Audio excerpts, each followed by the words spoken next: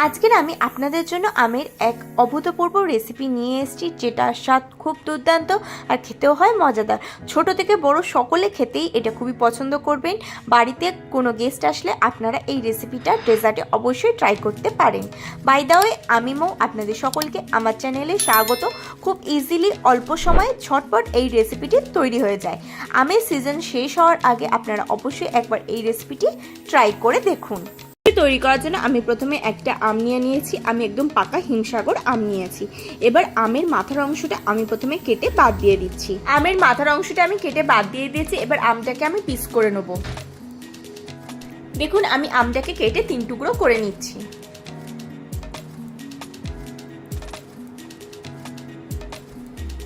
আমটা কেটে আমি 3 টুকরো করে নিয়েছি। এবার একটা সাইড নিয়ে এরকম ছুরি দিয়ে কেটে নিচ্ছি। নিয়ে এটার ভেতরে যে পাল্পটা রয়েছে সেটাকে আমি বের করে নেব। আমি একটা মিক্সি নিচ্ছি। মিক্সিতে এই পাল্পটাকে আমি দিয়ে দিচ্ছি। আপনারা এইভাবে ছুরি দিয়ে কেটে পাল্প বার করতে পারেন, বা আমি আরেকটা পদ্ধতি দেখিয়ে দিচ্ছি, চামচ দিয়ে এইভাবে স্কুপ আউট করে পাল্পটাকে বের করতে পারেন। আপনাদের যেই পদ্ধতির সুবিধা হবে আপনারা সেই পদ্ধতিতেই করতে পারেন। দেখুন, আমি পাল্পটাকে পুরোপুরি বার করে নিয়েছি। এবার এই পাল্পের সাথে আমি দিয়ে দেবো ছোট বাটির 1 বাটি চিনি, আর দিয়ে দেবো সামান্য পরিমাণে জল দিয়ে এটাকে মিক্সিতে খুব ভালোভাবে ব্লেন্ড করে নেব। মিক্সিতে আমি খুব ভালোভাবে ব্লেন্ড করে নিয়েছি। এবার আমি একটা বাটি নিয়েছি, তাতে আমি এই তৈরি করা পাল্পটা ঢেলে দিচ্ছি। দেখুন, আমি পাল্পটা ঢেলে দিচ্ছি।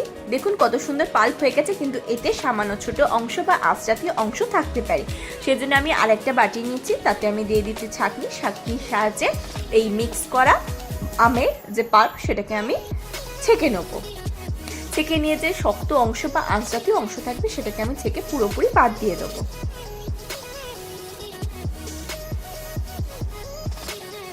দেখুন, আমি খুব ভালোভাবে ছেঁকে নিচ্ছি। নিয়ে এটাকে আমি পুরোপুরি বাদ দিয়ে দেবো।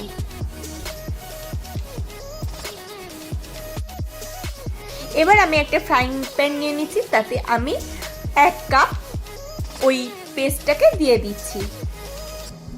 এবার এতে আমি দিয়ে দেবো 1.5 চামচ মতন আগার আগার পাউডার।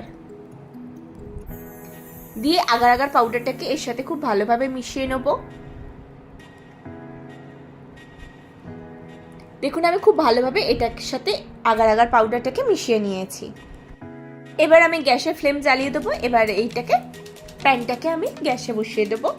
দিয়ে ফুটিয়ে জেলির যে ঘনত্ব হয় সেই ঘনত্বে নিয়ে আসবো।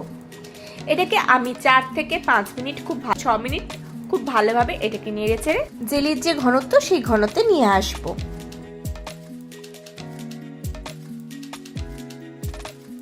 এটা রেডি হয়ে গিয়েছে। এবার আমি একটা কৌটো নিয়ে নিয়েছি। মিশ্রণটা একটু ঠান্ডা হলে সেটাকে আমি এতে দিয়ে দিচ্ছি। সমস্ত মিশ্রণটাকে আমি এতে দিয়ে একটা সমান লেয়ার তৈরি করব। দেখুন, আমি মিশ্রণটা এতে দিয়ে দিয়েছি। এবার এটা ঠান্ডা হয়ে গেলে ফ্রিজে দিয়ে দেবো সেট হওয়ার জন্য। 7-8 ঘন্টা পরে আমি ফ্রিজ থেকে বার করে নিয়েছি।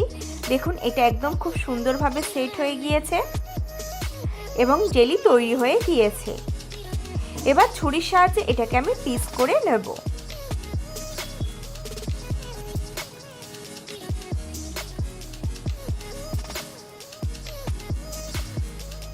দেখুন, আমি ছুরির সাহায্যে এরকম চৌকো চৌকো করে কেটে পিস করে নিচ্ছি। আমি পিসগুলো তুলে দেখাচ্ছি। দেখুন কত সুন্দর পিসগুলো তৈরি হয়ে গেছে।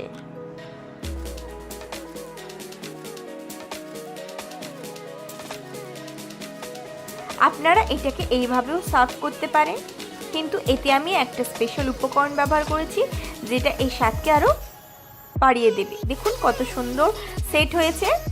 এবার আমি আরেকটা পাত্র নিয়ে নিয়েছি, তাতে আমি নিয়ে নিচ্ছি ডেসিকেটেড নারকেল, অর্থাৎ বাজারে যে নারকেল গুঁড়ো পাওয়া যায় সেই নারকেল গুঁড়ো। আপনারা বাড়ির নর্মাল নারকেল গুঁড়োও ব্যবহার করতে পারেন।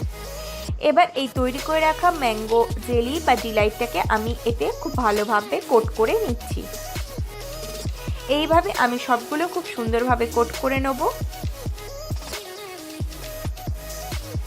আমি প্রতিটা খুব সুন্দরভাবে কোট করে নিচ্ছি। নিলেই তৈরি হয়ে যাবে আজকের রেসিপি ম্যাঙ্গো ডিলাইট। এবার এটাকে আমি সার্ভ করে দেবো। বাড়িতে কোনো অতিথি আসলে বা বাড়িতে কোনো ছোট বাচ্চা থাকলে আপনারা এই আমের সিজন শেষ হওয়ার আগে অবশ্যই এই রেসিপিটি ট্রাই করে নিজেরা খান এবং তাদেরকে খাওয়ান।